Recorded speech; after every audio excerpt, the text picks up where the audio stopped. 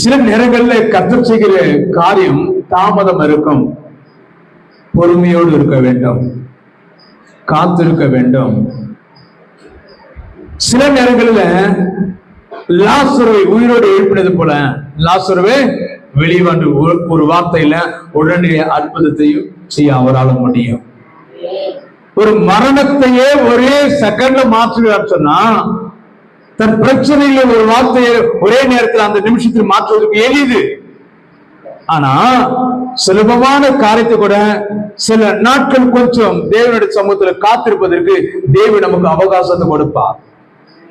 யோபுவை சோதித்து பார்க்கும் பிசாசு ஆண்டவர் சொன்னாரு, அவனை சோதித்து பாரு, அவனை எப்படியெல்லாம் நீ பலவீனப்படுத்த முடியும், எப்படியெல்லாம் அவனை சோதிக்க முடியும் பண்ணிப்பாரு.